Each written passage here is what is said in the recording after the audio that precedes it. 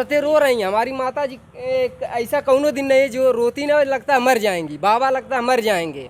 ऐसे नहीं बना है हमारे जैसे ज़मीनें जो हमारी बनी है इस तरह से नहीं, 4 घंटे से ज़्यादा हमारे बाबा कभी सोए नहीं हैं, इतना मेहनत किए हैं खेत में। और अच्छी चीज़ें बेचते थे, ख़राब चीज़ें खाते थे, पेट काट काट के बनाया गया है। और ये लोग चाह रहे हैं कि एकदम समझ लीजिए फ्री में लेना चाह रहे हैं। शासन प्रशासन गुंडई सिर्फ कर रही है, कोई देने के लिए तैयार नहीं है। अपने मन नहीं, लोग कहते अपने मुँह मियाँ मिट्ठू बनना, ये लोग डायरेक्ट कर रहे हैं। 80% किसान सहमत हैं। किससे बात की है, कौन किसान है, कौन अपना नाम कोई दिया है किसान? लोग डराते धमकाते हैं कि आपको पैसा नहीं मिलेगा, मारे जाओगे, पीटे जाओगे, नहीं दोगे तो आपके ऊपर कार्रवाई की जाएगी। अब विकास की एक जगह होती है, आप ले जा करके आजमगढ़ चौक पर अगर ईंट का भट्ठा लगाएंगे तो कोई आपकी बुद्धिमत्ता नहीं होगी। दोस्तों फिलहाल हम लोग हिचन पट्टी के अंदर मौजूद हैं और ये मंदुरी रोड है, आप देख पा रहे हैं। और इससे पहले की जो भी वीडियो आपने देखा है उसमें हमने मंदुरी सर्वे दिखाया, लेकिन इस समय हिचन पट्टी में मौजूद हैं। चूँकि कल एसडीएम और उनकी तमाम फोर्स, लगभग 6 थानों की फोर्स, 2 पीएससी, 2 गाड़ी पीएससी यहाँ पे आए थे। और तो यहाँ का एक्सपीरियंस जानूंगा और इसके बाद भी लगातार आपको दिखाऊंगा एयरपोर्ट के जो भी वीडियोस है। हमारे चैनल पे बने रहिए। सबसे पहले मैं आप ही से बात कर लेता हूँ, क्या नाम है आपका? गोविंद प्रसाद यादव। गोविंद जी, ये बताइए कल क्या एक्सपीरियंस रहा? फोर्स और ज़्यादा थी या क्या बोले अधिकारी? सर अधिकारी लोग कुछ बोल नहीं रहे हैं, यही दिक्कत है ना। जैसे कुछ बोल नहीं रहे हैं, जैसे आप मीडिया है ना जी, इस कैमरे के सामने कुछ नहीं बोल रहे हैं। आदमी समझ नहीं पा रहा है कि ये लोग क्या करने जा रहे हैं, क्या उद्देश्य है, डांका डाल रहे हैं, क्या करने आए हैं, मतलब कुछ समझ नहीं आ रहा है। जैसे कुछ नोटिफिकेशन से आना चाहिए, मतलब कुछ सूचना देना चाहिए लिखित, ताकि हमारे पास भी रहे कि हाँ आप क्या करने के लिए आए हैं। इस तरह से मतलब कोई मतलब उचित नहीं है, इस तरह से सब लोग भयभीत हैं। मतलब बिना नोटिस क्या रहे, ये भी डायरेक्ट कहीं डाके न डाल दें। हाँ सर मैं बता रहा हूँ कि गांव वाले नहीं चाह रहे थे। कुछ जगह जो मतलब सर्वे हो रहा था, लोग डर के मारे सर्वे किए। फिर बाद में उनकी औरतें रो रही थी, मतलब टेंशन में बीपी की दवा खा रही थी, एकदम परेशान हो गई थी।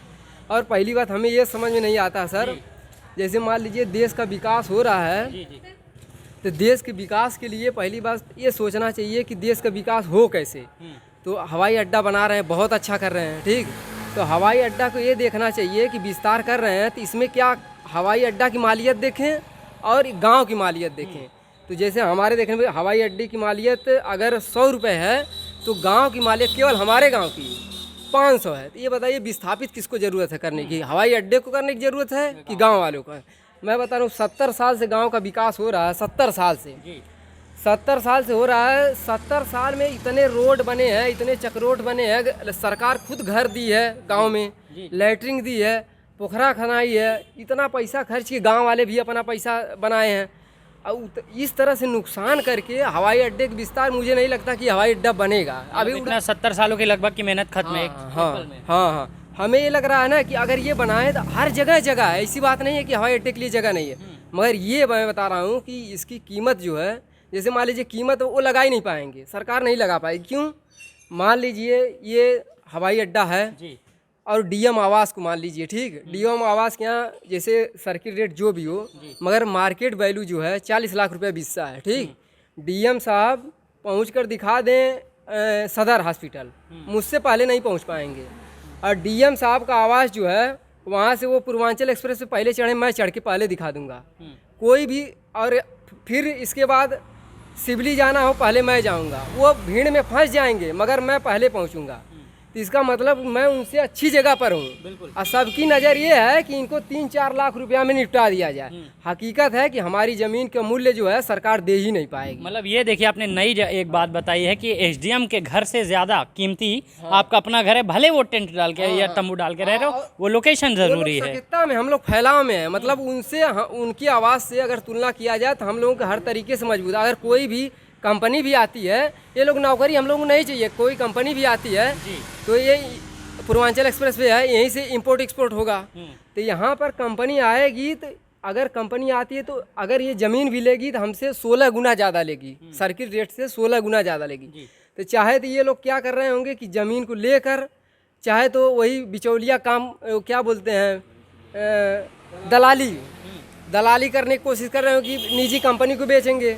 हकीकत में हमारी ज़मीन की जो कीमत है ये लोग दे ही नहीं पाएंगे। और गांव वालों को डरा कर सब लोग डरे हैं। औरतें रो रही हैं, हमारी माता जी ऐसा कौनो दिन नहीं जो रोती ना, लगता है मर जाएंगी, बाबा लगता है मर जाएंगे। ऐसे नहीं बना है। हमारे जैसे ज़मीनें जो हमारी बनी है इस तरह से नहीं, 4 घंटे से ज़्यादा हमारे बाबा कभी सोए नहीं हैं, इतना मेहनत किए हैं खेत में। और अच्छी चीज़ें बेचते थे, ख़राब चीज़ें खाते थे, पेट काट काट के बनाया गया है। और ये लोग चाह रहे हैं कि एकदम समझ लीजिए कि फ्री में लेना चाह रहे हैं। पैमाइश का तरीका भी गलत है। अगर वो आएँ तो सूचना देकर आएँ कि किस तरीके से आना है। बिल्कुल। और बात करके बात तो कर ही रहे हैं। डॉक्टर जैसे डीएम साहब हैं, पहली बात अमर उजाला, दैनिक जागरण, आप जैसे मीडिया लोगों के सामने बात करें ताकि रिकॉर्डेड हो। बात कर ही नहीं रहे कि मतलब रिकॉर्ड कोई कर ही नहीं रहे, ना कोई नोटिफिकेशन। हम बताइए, अगर हमें हमारे यहाँ आ रहे हैं, हम किस बेस पर कुछ करेंगे? अगर हम कोर्ट के भी शरण में जाएंगे तो किस बेस पर वो जाएंगे? 7 अरब का मुआवजा तो देने के लिए मांग की है। 7 अरब का बात छोड़िए, हमारा जो है पर्सनल घर मैं बता रहा हूँ, वो इस समय वर्तमान समय में उसकी कीमत 1 करोड़ हो गई होगी, ठीक ना? 1 करोड़ कीमत होगी। क्या वो 4 करोड़ देंगे? नहीं दे पाएंगे। उस हिसाब से देखा जाए तो जैसे मान लीजिए रोड बना है, ये एक्सप्रेस वे हटवाने की बात कर रहे हैं, ठीक ना? तो एक्सप्रेस वे वो हटवाएं, ये बताइए कि वो ये एयरपोर्ट जो बना है उससे ज़्यादा लागत लगाए हैं एयरपोर्ट में। 1600 मीटर का केवल है, 1800 लाख का बना है केवल एयरपोर्ट।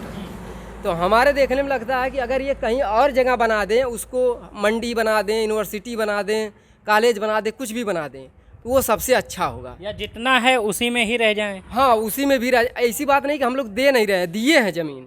ये वो ज़मीन हम ही लोग दिए हैं, रोड पर भी दिए हैं। अब ये कहें कि पूरा एकदम उजाड़ के दें, सब बिखर जाए, ये बताइए कि पहले बताइए कि कोई सुरक्षित है? बच्चा अभी चोरी हो रहा था, ये बताइए कि सरकार ये कैसे कह देगी कि हम यहाँ संरक्षण दे देंगे, वहाँ संरक्षण देंगे। हम दूसरे गांव में जाएंगे तो देवारा जो गांव है, वहाँ सामने गांव में ज़मीन मिलती है 3 लाख रुपया बिस्सा। गांव में सब लोग अपना मौका देखते हैं। तो ये बताइए, हम उसर में जाएंगे, 1.5 लाख रुपया बिस्सा या 1 लाख रुपया, 2 लाख रुपया बिस्सा मिलता है। हम उसर में जाएंगे तो पहले बताइए, हम खुद मर्द के साथ सुरक्षित नहीं हैं, औरतों को छोड़कर कैसे जाएंगे कमाने? बिल्कुल। इसका मतलब ये हमारा विकास तो है नहीं, हम तो वहीं दब जाएंगे। दिक्कत ये है, हमें सरकार जो है वो हमें नहीं लगता कि एयरपोर्ट बनाएगी। तो इसमें आप किसको मेन जिम्मेदार कहेंगे? सबसे ज़्यादा जिम्मेदारी किसको कहेंगे आप? जिम्मेदार ये है ना कि सरकार को ये सोचना चाहिए, सतत विकास कहते किसे हैं? सतत विकास का मतलब है वह विकास जो बिना नुकसान का या सरकार का कम नुकसान हो। जैसे गांव उजाड़ेगा तो सरकार का भी तो नुकसान है कि इतना पैसा फालतू खर्च करेगा। और सब खेती भूमियर जो खेती है, सब भूमि है, उपजाऊ है, तो हमारे जो उत्पादन हो रहा है उसका भी नुकसान होगा। ऐसी जगह जाए जहाँ कम से कम नुकसान हो। ऐसा नहीं एक जगह नहीं खाली, हर जगह खाली। आपको कहाँ लगता है कि आजमगढ़ में, पूरे आजमगढ़ में एक बार एनालाइज कीजिए कि कहाँ जगह मिल सकती है? मैं बता रहा हूँ कि मैं जगह पूरा नहीं किसी को चिन्हित नहीं करूँगा, मगर वो डीएम साहब खुद देखेंगे, कम से कम 20 जगह मिल जाएगी यहाँ से, केवल 30 किलोमीटर के अंदर में ही। जी, मतलब यहाँ डीएम आवास जो है, जो जनपद है, चौक है, वहाँ से 30 किलोमीटर के रेंज में ऐसी बहुत सारी जगहें मिल जाएंगी जहाँ वो 4 किलोमीटर 6 किलोमीटर फैलाव ले सकते हैं, गांव भी नहीं पड़ेगा। ऐसे बहुत जगह हैं, मैं चिन्हित नहीं करना चाहता हूँ क्योंकि किसी गांव पे विशेष नहीं करना चाहता हूँ। और एक चीज़ है, इतना नुकसान करके सरकार अंतर्राष्ट्रीय हवाई अड्डा बना रही है। मुझे नहीं लगता, मुझे तो यही लगता है कि देखिए दलाली वाली काम है कि वही किसानों से, भोले भाले किसानों से 4 लाख रुपए 3 लाख रुपए की ज़मीन लेकर और 50 लाख की बेची जाएगी। यहीं पर एक कंपनी आ रही थी 2012 में शायद, तो वो 25 लाख रुपया बिस्सा दे रही थी। यही लोग सरकार जो है कोर्ट स्टे दिया कि क्या हुआ कि वो कहा गया, कंफर्म नहीं है मेरे पास, ये कहा गया कि सरकार ज़मीन उपजाऊ है, नहीं दी जा सकती, तो वो रोक दिया गया। तो अब हम कह रहे हैं कि अब यही ज़मीन जो है उपजाऊ अब कैसे देने लायक हो गई। इस तरह सर मार्केट जो है कंधरापुर बाज़ार है सर, वो तो एकदम मैं बता रहा हूँ वो शहरी लोग हैं, एकदम मतलब शहरी लोग हैं। अब उनका बाज़ार कम से कम उसमें 2,000 लोग हैं आजीविका चलाते हैं अपनी, और वहाँ 2530 गांव हैं कि जो वहाँ पर मतलब हाँ मतलब 2530 गांव मार्केट करते हैं। तो उतनी बड़ी मार्केट उजाड़ना ये मुझे एकदम उचित नहीं लगता। और मुझे ये लग रहा है कि ये लोग ध्यान नहीं दे रहे हैं, कहीं दिल्ली से बना दे रहे हैं, ज़मीन पर आकर देखेंगे तो ये लोग खुद नहीं करेंगे। या मानवता रहेगी या देश के बारे में अगर चिंता होगी। बहुत शुक्रिया, आप थोड़ा सा और लोगों को भी मौका दीजिए। आप थोड़ा सा सर, अगर देश के बारे में लोगों की चिंता होगी तो ये पक्का इस तरह से नहीं करें, क्योंकि देश का नुकसान हो रहा है। जैसे सड़कें पोखरा वही सरकारी नहीं बना रही है, पेड़ पौधे हैं, बहुत सारी चीज़ें, और खाली जगह बहुत पड़ी हैं, वहाँ बना सकते हैं। और यहाँ मंडी बनाएं और कुछ बनाएं, कंपनी भी बना सकते हैं, और सर यूनिवर्सिटी भी बनाएं तो हम अपनी ज़मीन भी दे सकते हैं। 4 गुना नहीं लागत सर्किल रेट पर दे सकते हैं। विनती करके हम कर रहे हैं, मगर जहाज़ के लिए हम इतना मतलब जहाज़ हमारे नहीं दिमाग में जहाज़ उड़ेगी क्या उड़ेगा।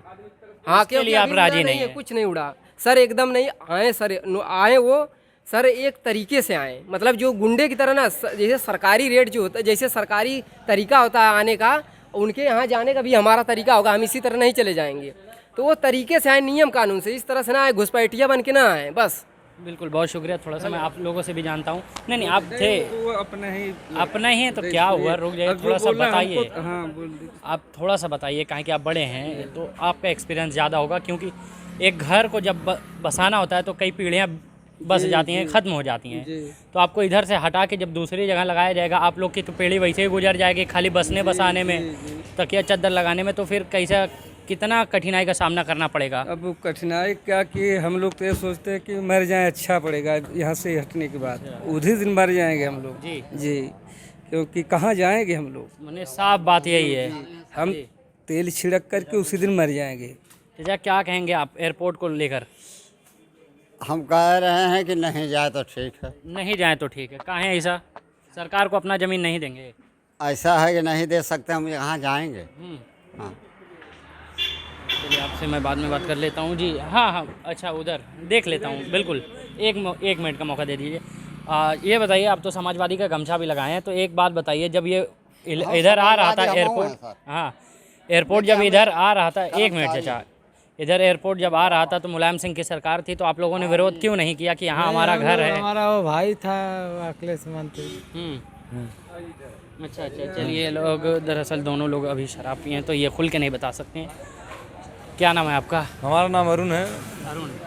अरुण जी, साहब बताइए एक बार कि जब 7 अरब की मांग की गई है सरकार से कि हम यहाँ के लोग 7 अरब के मुआवजे पे घर देने के लिए तैयार हैं, तो फिर जो तैयार हैं वो लोग हैं कौन? लगातार तो विरोध हो रहा है यहाँ से। ये शासन प्रशासन गुंडई सिर्फ कर रही है, कोई देने के लिए तैयार नहीं है। अपने मन नहीं, लोग कहते अपने मुँह मियाँ मिट्ठू बनना, ये लोग डायरेक्ट कर रहे हैं। 80% किसान सहमत हैं। किससे बात की है? कौन किसान है? कौन अपना नाम कोई दिया है किसान? किसानों से आकर के वह गांव में अगर एक सहमति से लेना है तो गांव से लेखपाल को भेज करके प्रत्येक घर से सर्वे करवा लीजिए, कौन देना चाहता है, कौन नहीं देना कहाँ चाहता। के रहने वाले हैं? हम इसी इच्छन पट्टी गाँव के निवासी हैं। कल तो आपके गांव में फोर्स वगैरह आई थी, तो थोड़ा सा एक्सप्लेन करेंगे किस प्रकार की फोर्स थी, कौन कौन था? हाँ, फोर्स मंगाने का मतलब यही है कि जो प्रशासन है, एसडीएम महोदय जो हैं, वो सोच रहे हैं कि दहशत फैला करके हम गांव में ले लें। नहीं तो कोई अपनी ज़मीन का मूल्यांकन नहीं करवाना चाहता। 2-4 लोगों का वो दहशत में डरा धमका करके कि मतलब इतनी फोर्स देख करके ग्रामीण लोग होते हैं कि वो डर जाते हैं, तो वही करके ये लोग नपवाए हैं। नहीं तो कोई पर्सनली नहीं है कि कोई देना चाहता तब नपवा लिया है। ये लोग डराते धमकाते हैं कि आपको पैसा नहीं मिलेगा, मारे जाओगे, पीटे जाओगे, नहीं दोगे तो आपके ऊपर कार्रवाई की जाएगी। अब विकास की एक जगह होती है, आप ले जा करके आजमगढ़ चौक पर अगर ईंट का भट्ठा लगाएंगे तो कोई आपकी बुद्धिमत्ता नहीं होगी। जैसे कह दें कि विकास होगा। हाँ, विकास के साथ साथ ऐसा विकास होना चाहिए जिससे कि जितना विकास ना उसका 4 गुना नुकसान हो जाए। तो यहाँ पर आप सोच लीजिए कम से कम 25,000 आबादी आएगी।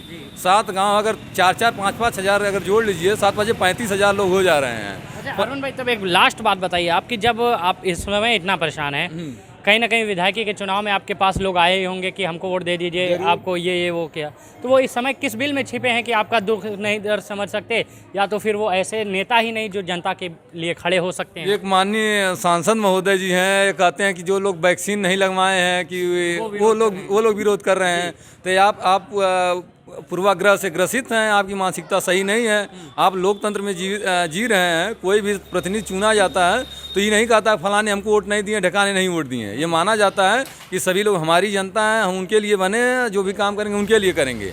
हम लोग एसडीएम महोदय जैसे लग रहा था कि हम लोग देश विरोधी हैं, देशद्रोही हैं, ऐसी बातें कर रहे थे कि आप लोग रोड पर क्यों चलते हैं, आप देना नहीं चाहते हैं। रोड बना, यही नेशनल हाईवे हमारे ही गांव की ज़मीन गई है, हम लोगों की ज़मीन गई है। एयरपोर्ट बना, हम लोगों की ज़मीन गई है। विकास की एक जगह होती है, वहाँ पर जब तक हम लोगों का बहुत नुकसान नहीं था, सिर्फ ज़मीन जा रही थी, हम लोग ज़मीन दिए हैं, एयरपोर्ट में भी दिए हैं, उसमें भी दिए हैं। लेकिन आप ये सोचिए कि पूरे लोगों का जनजीवन बर्बाद करके आप विकास करिए तो विकास नहीं है, वो विनाश है बल्कि। तो ये लोग विनाश करना चाहते, विकास करना नहीं चलिए चाहते। बहुत शुक्रिया अरुण भाई आपका। और हमारा छोटा सा सर्वे यहाँ से ख़त्म होता है। ये तमाम लोग हैं लेकिन बोल नहीं पाएंगे, मुझे मालूम है। दरअसल ये दो नौजवान जो थे उन्होंने अपनी बात बताई बिना डर से, और चूँकि जिनकी ज़मीन जा रही है बस वही बता सकते हैं कि उनका दर्द और तकलीफ़। लगातार मैं एयरपोर्ट के सर्वे आपको दिखाता रहूँगा। बहुत बहुत शुक्रिया आपका देखने के लिए ज़िया न्यूज़।